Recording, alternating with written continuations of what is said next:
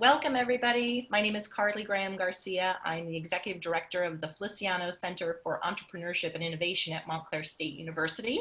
We are excited today, as part of our weekly Women Entrepreneurship series, to welcome Jill Johnson, co-founder of the Institute for Entrepreneurial Leadership and founder of Women of Color Connecting and the Making Black Angels movement. Welcome, Jill. Thanks for being with us. Thanks so much for having me, Carly.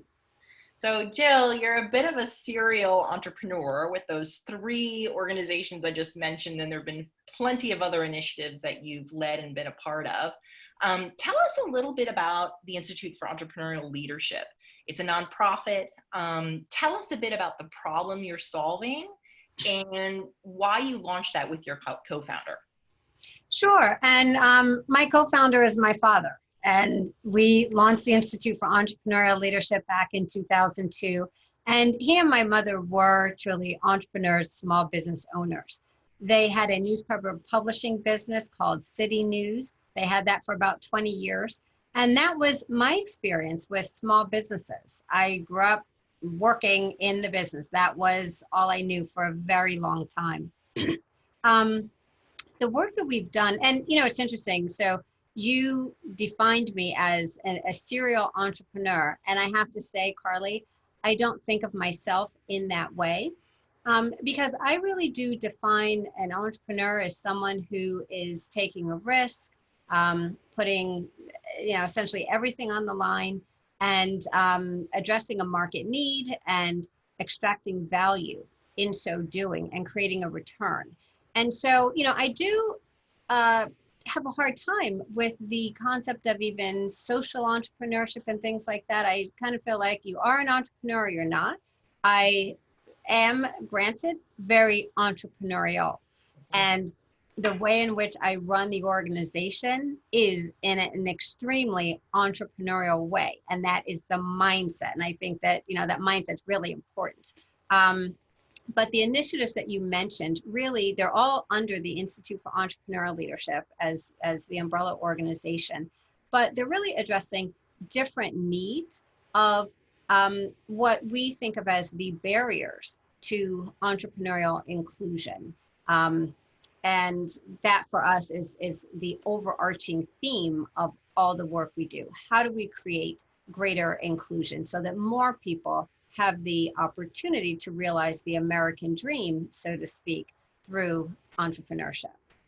That's great. So talk to us a little bit about how you help your entrepreneurs that come to you to learn. Specifically, Women of Color Connecting, now you have held a conference in addition to sort of managing a network, a robust network of entrepreneurs that come to you. How do you actually help the entrepreneurs that come to your doorstep looking for guidance?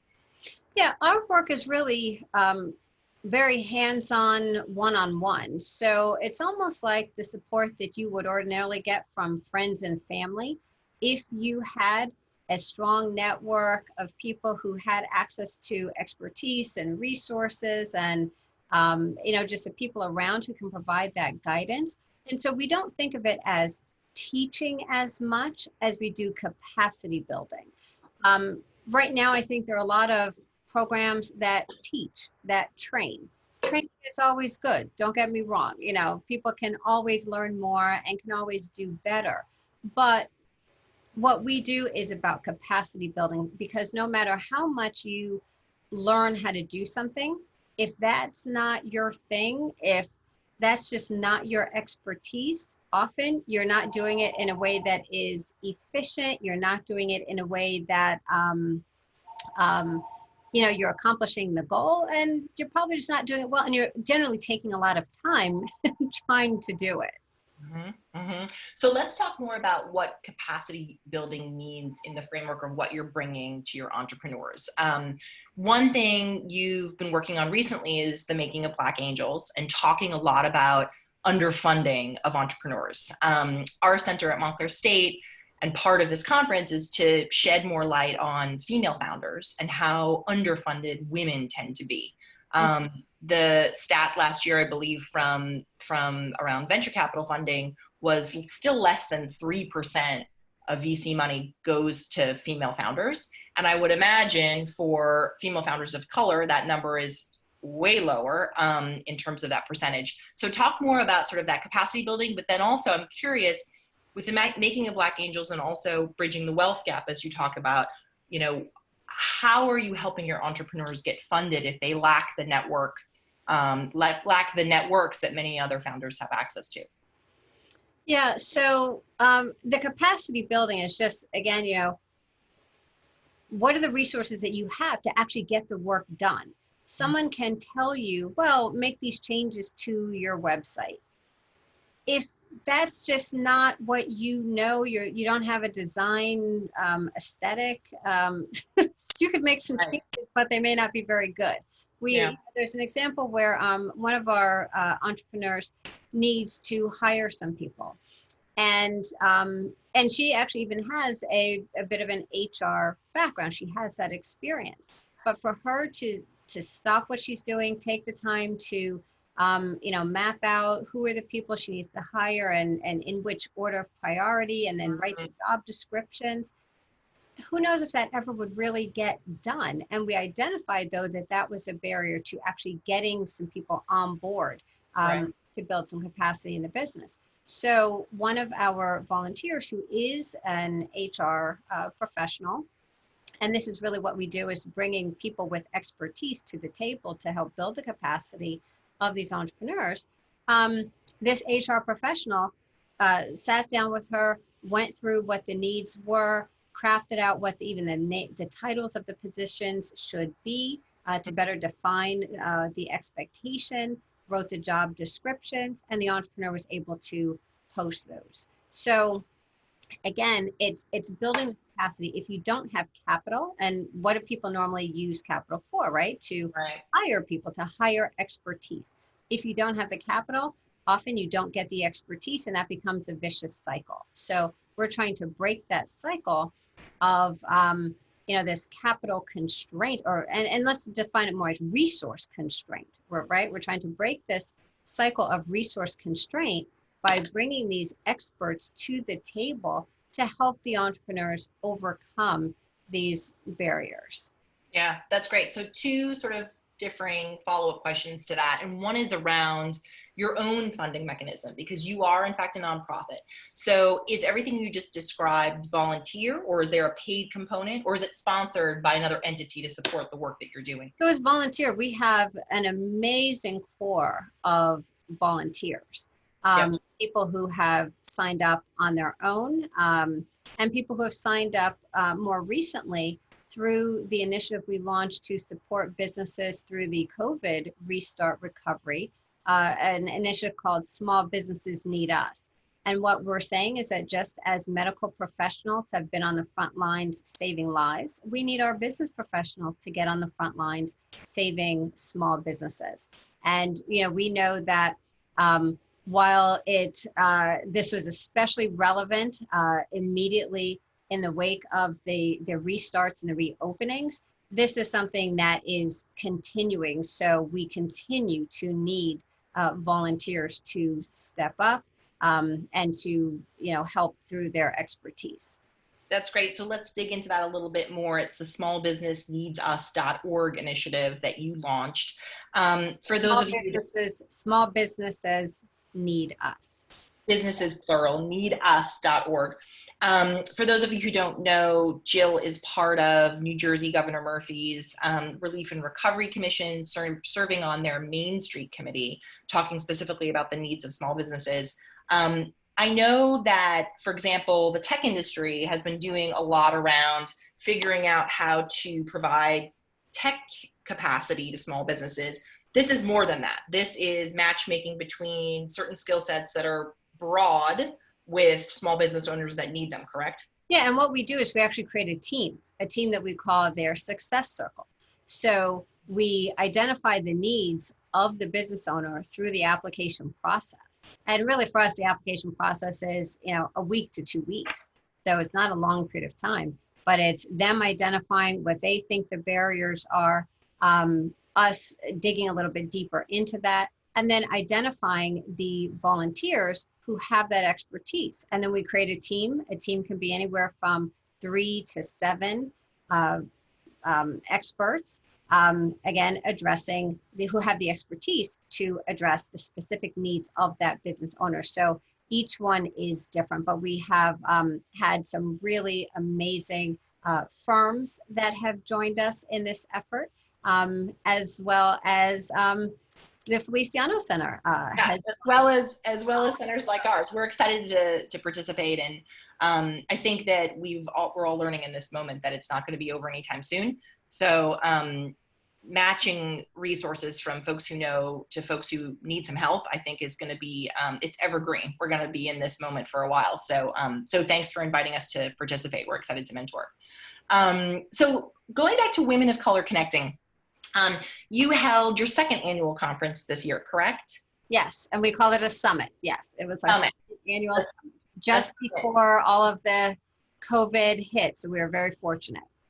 And you had a really interesting panel during that summit this year, highlighting 4 white male CEOs, which I thought was really brilliant. It addressed the elephant in the room that oftentimes, in this example, capital is centralized with a lot of white men. And so you had a really honest dialogue about evolving from that and ways that, women and women of color can access capital. Can you tell us a little bit about your thought process of sort of bringing that front and center?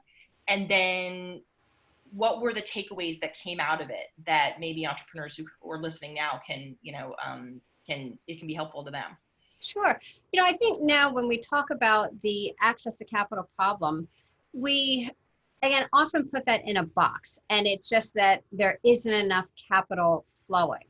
Mm-hmm. And also, again, as you pointed out, the statistics around venture capital, there's a lot of focus there.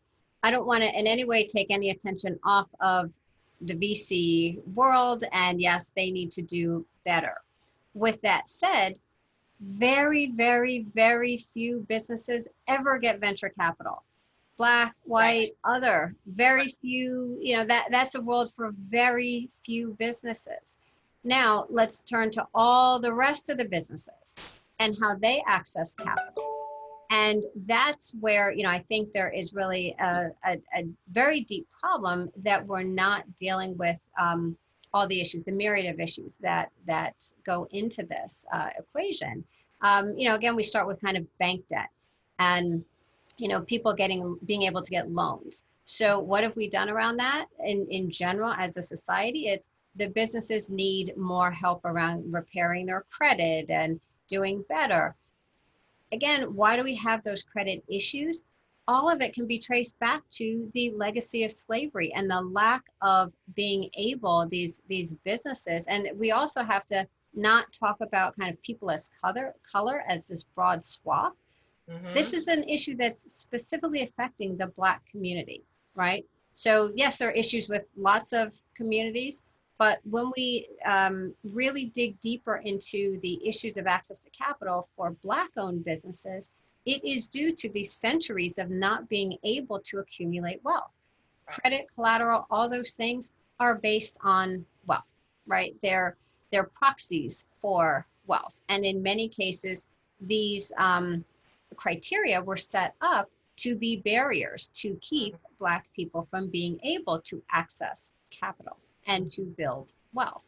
So that's why we say the answer, the solutions are not found in just more training or even just more solutions that are based on credit and collateral. Mm-hmm. We have to fundamentally rethink how we create pools of capital that are based on friends and family, that would replace what friends and family represent, mm-hmm. that address the issues of not having the personal savings. Most businesses are funded through personal savings and friends and family. It's not even through bank loans or VC. That's, kind of what the perception that has been created kind of in the media, but most businesses are funded through personal savings and friends and family. And that's why the wealth gap matters. And that's really where we need to be putting a lot more attention, because that impacts so many more businesses than even the venture capital market. Yeah, that's hugely important. One topic I wanted to raise with you. All right, Carly, before we move on, let me just go back to your question about that panel conversation, Oh, yes. which I thought, was so powerful, and it was a lot of fun to do as the moderator and asking the questions. But the reason that it was even able to happen is really because of the relationship that I have with each of those people, each of those individuals. And one of the things that I have learned over the years, and as I started thinking about how do we do something different with our focus and the work that we're doing. Mm-hmm. And Women of Color Connecting is not about women of color connecting with each other.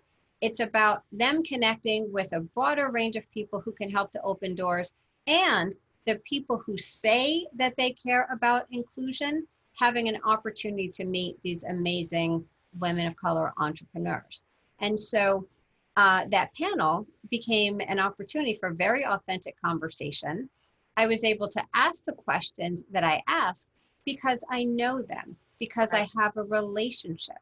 And that's why, to me, the value of relationships is so important. And I think very overlooked. When people know each other, you break down barriers. You can ask each other questions. We can talk about why I can't use that same sort of virtual background that you use, because for my hair, that doesn't work. And us having had that conversation even prior to jumping on this, into this meeting, you now have a greater sensitivity to that. Yeah. And an understanding and an awareness. So, as I have a good friend who is Jewish, and she mentioned to me the fact that when they travel in Europe, they don't use her husband's last name. They use her last name, which isn't as, ethnic sounding, so to speak, because of the fear of, just historically, what they might encounter. Mm-hmm. I wouldn't have ever known that. My name is Jill Johnson. It's like very nondescript. So I would have never known something like that. Now, with her mentioning it, I'm much more aware and sensitive to that. So we can just break down so many barriers if we get to know each other. And that's where access to resources start to flow, when people know each other and want to help each other, because there is that know, like, trust relationship. That's just critical for me. Yeah. Yeah. No, I mean, and what you did with that conversation, it must have given a chance for real authenticity for everybody. And so I think that's really great that you had that conversation. I think others should be having it. You should have more of them. It made me think of a piece that I read this past week. It was actually on the cover of the business section of the New York Times. And just what you'd said before around executives who posture around diversity and inclusion initiatives and sort of the put their money where their mouth is element of it, which it sounds like you were really tapping into with that panel. I have followed an artist and entrepreneur, Chantel Martin, for a long time. She was on the cover of the business section of the Times, talking about what you'd said before as well, sort of the underfunding and undervaluing of Black artists and entrepreneurs, and certain companies now in a moment where they want their services, but maybe are insensitive with how they're engaging them. And in the article continued, and also not paying them at a wage that they might have been paying other artists and entrepreneurs. Without having given you the article first, do you want to sort of comment on this? Because I mean, I think now we're in a moment where people are more aware. What do we do about it? Yeah, people are aware, and it's very clear that a lot of people don't know what to do about it. So even the fact that we've seen, people are recognizing, oh, wow, I never knew that Black businesses had difficulty getting access to capital. Wow. I mean, I don't even know how you could not know unless you're sort of living under a rock. Now, maybe not knowing the depth, the extent, that's different. But saying that I didn't know at all, I had no clue. And so then, what we've seen come out of that is big companies, and they're kind of doing grants and 5,000 here and 10,000 there. And I've seen these grant programs, Carly, where they're asking the business owner for 2 years of tax returns and all this information for $5,000. And at the end of the day, so when that money's gone, right? So, and we're spreading that across, thousands and thousands of businesses across the country, putting that offer out there, picking a handful and giving them this $5,000. Then what? What is there after that? How has that created systemic change? Yes, it's good in the moment, and we know that people need, immediate help. But I feel that too few companies are thinking about how to create systemic level change. And then what I've also seen that's been very disturbing is that for some that have been doing these grants, if you're going to do that, or any sort of solutions, wouldn't it make sense to involve people who are very close and intimate with the issues at hand? And so what I've seen is that this capital has been distributed even through non-Black led organizations or companies or consultants and agencies. So, it's not even then looking at, okay, so we're going to do this. We could actually hire an agency or a nonprofit that's putting money into behind that organization as well as disseminating this capital in the way in which we need it to be disseminated. There are not enough Black people that are in control of capital. We know that everyone has a bias to people who are more like them. If you went to an Ivy League school, you're more biased toward people likely who went to Ivy League schools, or if you went to a certain camp, or you live in a certain part of the country, whatever it is. So the real challenge is that, and that's natural. The thing is, people shouldn't feel like that's not a natural thing. That's natural and normal to have that level of comfort with people who are similar to you. Because you see yourself reflected.